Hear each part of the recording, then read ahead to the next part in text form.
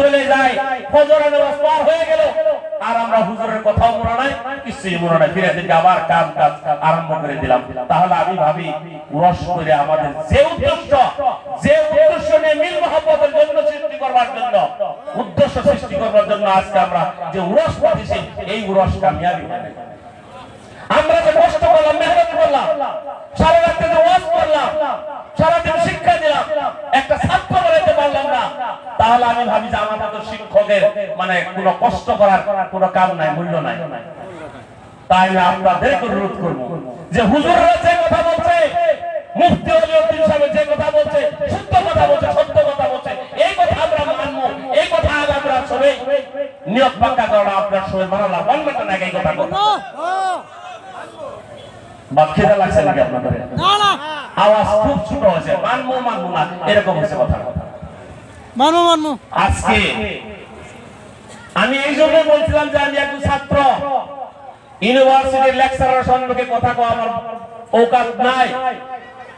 এই জন্য বলছিলাম যে আমি যে লেখাপড়া করছি, ছোট থেকে একদম ইউনিভার্সিটি পর্যন্ত লেখাপড়া করছি, ল পাস করছি, এমএ পাস করছি, এমএলএ হয়েছি। যখন নাকি আলিম ওলামাদের সম্মুখে যায়, যাওয়ার পর আমরা একটা জিরো হয়ে যাই, একদম মহাশূন্য, যে এরকম লাগে যে আমরা যে শিক্ষা করলাম, এই শিক্ষার তো কোনো মূল্য নাই। কোরআনের একটা আয়াত ভালো করে পড়তে পারলাম না, আমার কথা আমি বলতেছি, আল্লাহ আমাদের মাফ করুক, আমাদের পৃথিবীর থেকে মাফ করুক, যে কোরআনের একটা আয়াত ভালো করে আমরা সেন্টেন্স একটা পড়তে পারি না, লিখতে পারি না, আমি দেখলেও বুঝি না, অন্ধ, তাহলে আমি লেখাপড়া কোনো মূল্য আছে নাকি? দুনিয়ার সারা কিতাবের মাস্টার যদি আপনি হয়ে যান, আমি যদি সারা ইউনিভার্সিটি লেকচারার হয়ে যাই, সব ডিগ্রি পাস করছি, লন্ডন, আমেরিকা, যত বড় বড় ইউনিভার্সিটি, সব ইউনিভার্সিটি লেখাপড়া করছি, সব ডিগ্রি আমার কাছে আছে, সব পড়তে পারি, বুঝতে পারি, বাট আমি কোরআন পড়তেও পারি না, বুঝতেও পারি না, তাহলে আপনি ভাবতে হবে যে আপনার লেখাপড়া একদম গাধার মতো হচ্ছে, আর কোনো কাজ হয় নাই, জীবনে কিছু করতে পারিনি। এই জন্য যে সেই জন্য হলো আপনার ভালো ব্যক্তি, যে কোরআন পড়ে আর যে কোরআন নাকি অন্যকে শেখায়, সেই হলো সর্বশ্রেষ্ঠ ব্যক্তি। আমি দই লাগে না, আমি তো জিরো, আমি আমার পড়াশোনা তো আল্লাহ যে কথা কই নাই যে তুমি ব্যারিস্টারি পাস করছো, তুমি সর্বমান মানুষ, তুমি ডিগ্রি লন্ডন ইউনিভার্সিটি, বহুত বড় বড় ইউনিভার্সিটি থেকে, ক্যামব্রিজ ইউনিভার্সিটি থেকে, গুয়াহাটি ইউনিভার্সিটি থেকে তুমি ডিগ্রি দিয়েছো, তুমি ভালো ভালো শিক্ষা কলেজে দিতেছো, তুমি মহান ব্যক্তি, এই কথা কয় নাই। আল্লাহ কইছে ওই ব্যক্তি ভালো ব্যক্তি, ওই ব্যক্তি সর্বশ্রেষ্ঠ ব্যক্তি, সে নাকি নিজে কোরআনটা পড়ে আর অন্যকে পড়ায়। সেই গুণটা আমার মাঝে আছে গো? নাই, ওই গুণ আছে ইনাদের মাঝে, ইনাদের মাঝে। তাহলে আমি কি গো, আমি কিছু নাকি? যার জন্য আমি বলছিলাম যে আমি একজন ছাত্র, এনারা হলো শিক্ষক, মাস্টার, ওনারা মাস্টার, বল মাস্টার, আমারও মাস্টার। এখন আমি এই ইউনিভার্সিটিতে আসলে আমি তখন ভাবি যে আমি তো কিছুই জানি না, আমি কিছু জানি। দুনিয়ার শিক্ষা যদি এক ব্লক করা হয়, দুনিয়ার ইউনিভার্সিটির কিতাব যদি এক ব্লক করা হয়, আর কোরআনকে যদি একটা তর্জমাতে তুলে দেওয়া হয়, সারা কিতাব আপনার ডাউন হয়ে উপর হয়ে যাবে, কোরআন কিন্তু নিচেই থাকবে, কোরআনকে আর উপর কেউ তুলতে পারবে না।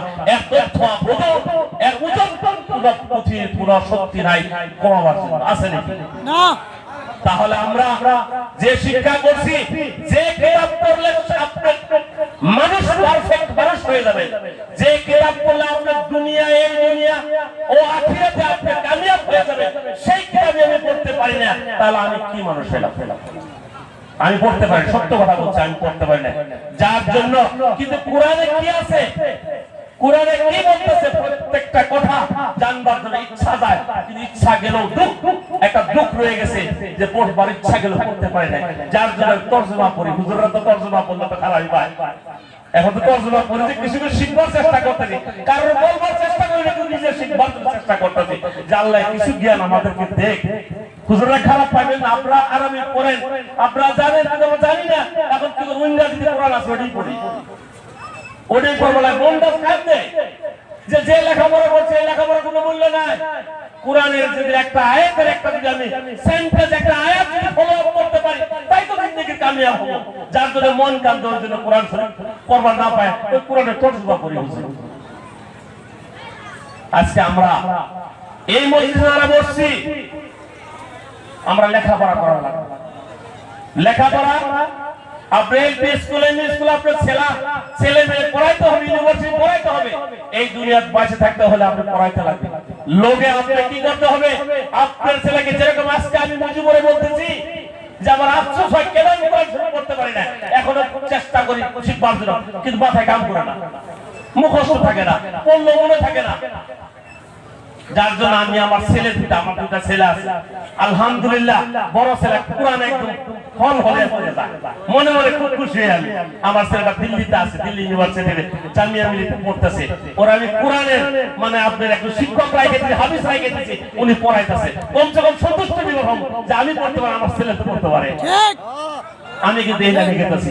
আমার ছোট ছেলে এবার ক্লাস 8 এ পড়তেছে, উনাকে কোরআনের লাইনে আমি নিয়ে গেতেছি। তো এই বৈঠকে যারা আছে, আপনার ছেলে লন্ডন পাস করবে, আমেরিকা পাস করবে, সে কিন্তু যখন বুঝবে এই দুনিয়ার আখিরাতের কথা চিন্তা করবে, তখন তো দুষ্টুটা আপনার ঘরে দিয়ে দিব।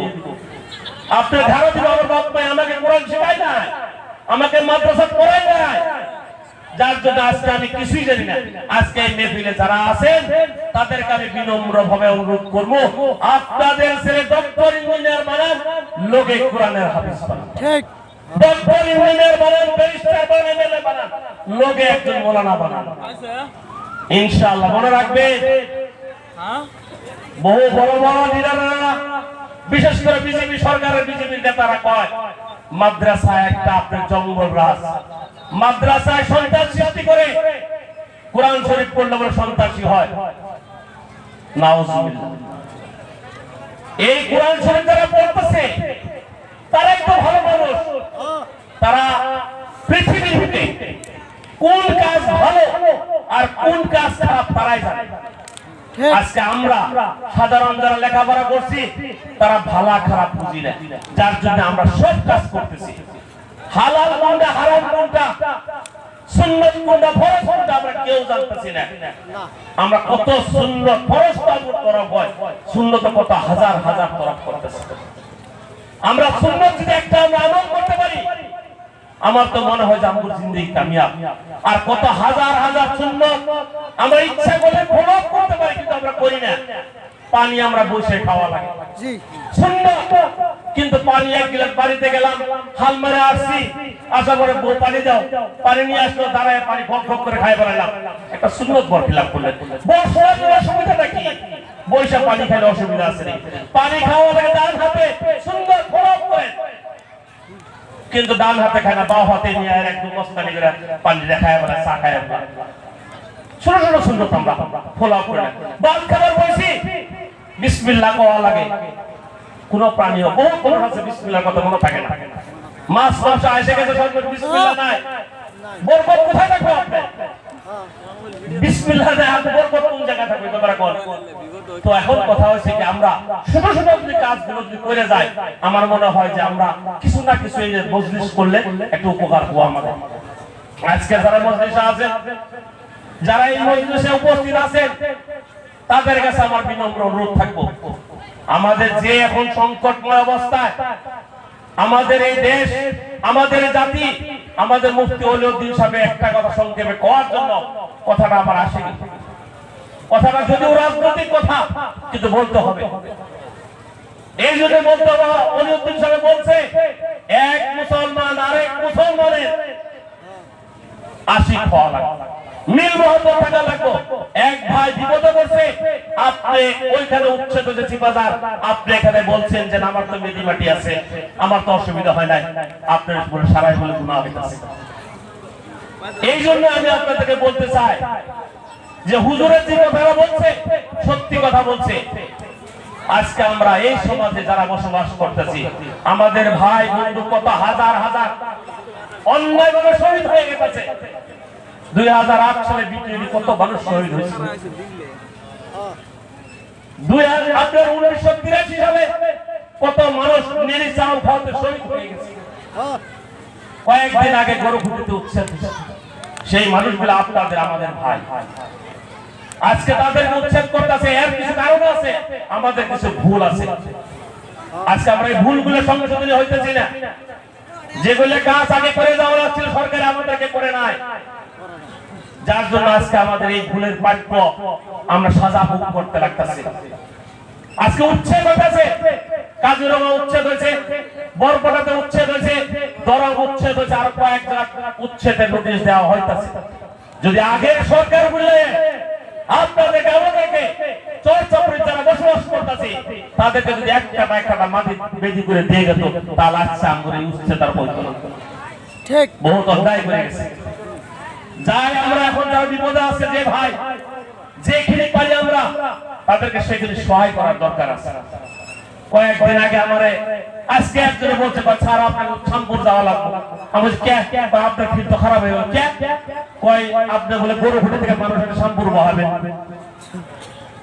এত খারাপ কাম করতেছেন, আপনাদের ভোট শেষ হবো। আমি লাহে করে কইলাম ভাই ভোট না আরো কিছু শেষ হয়ে যায়, ওই মানুষকে বাঁচা বাঁচা আরো কিছু করা লাগে, আমার বাড়ি বাড়ি দিয়ে দিত আমি আনবো।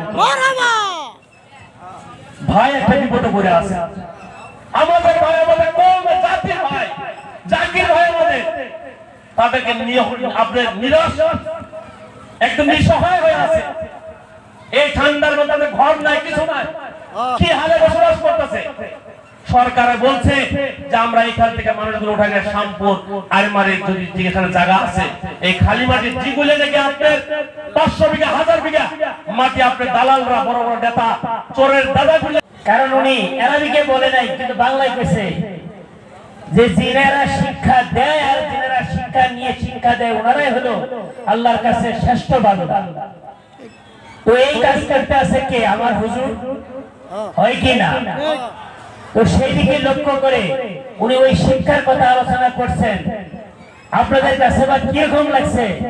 আমার কাছে বহুত ভালো লাগছে, কারণ হুজুরের জানটা সেই শিক্ষার প্রতি, আলেমের প্রতি জান বিলীন করে দিচ্ছেন, হয় কি না?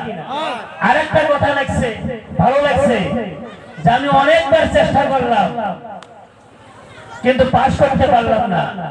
এইবার যেদিন উনি হুজুরের সঙ্গে আসি বসলেন, উনি এক কথাই বলছেন যে যদি আপনি বলেন যে ইলেকশন খেলাম, আমিও হতভাগা গুনাহগার ছিলাম, তো ইলেকশন খেলবো, আর যদি আপনি বলেন যে খেলবেন না, আমিও খেলবো না। তো আমার বিশ্বাস ওনার দিলের ভিতরে নিশ্চয় ওলি আল্লাহর বিশ্বাস এসকল মহব্বত আছে, আছে কি? তার সাথে সাথে আরেকটা কথা আমরা খুশি, আমার হুজুরে বলেছে বাবা মাদ্রাসার জন্য নবীর প্রেমে একবারে যদি জীবন শেষ করে দাও আরেকবার কি দিবা? যার জন্য এক ফোঁটা করে রক্ত দাও, বলছে কি না? গতিকে আমাদের মাদ্রাসার দরদি হয়ে, হুজুরের দরদি হয়ে হুজুরে যা অ্যাপ্লিকেশন বলছেন, উনি বলছে আমার কাছে এটা এক ফোঁটা লাগছে, আমাদের কাছে সেটা মহান হয়ে গেছে, ঠিক কিনা? তো আশা করে থাকলাম ওনার যে দিলটা, যে আমি ভাবছিলাম বড় চাইবেন আমি তাই দিব, তো সবাই আমরা দোয়া করি ওনার দিলটা যেন মাদ্রাসা হুজুরের প্রতি, দরবারের প্রতি এমন আল্লাহ পাক বহন করে দেয়। আর যে খেদমতে উনি ইচ্ছা আগ্রহ আল্লাহ যেন কুদরতে কামাল থেকে ওনার নিয়াতটা আল্লাহর দরবারে পুরা করে দেয়। সবাই বলেন আমিন।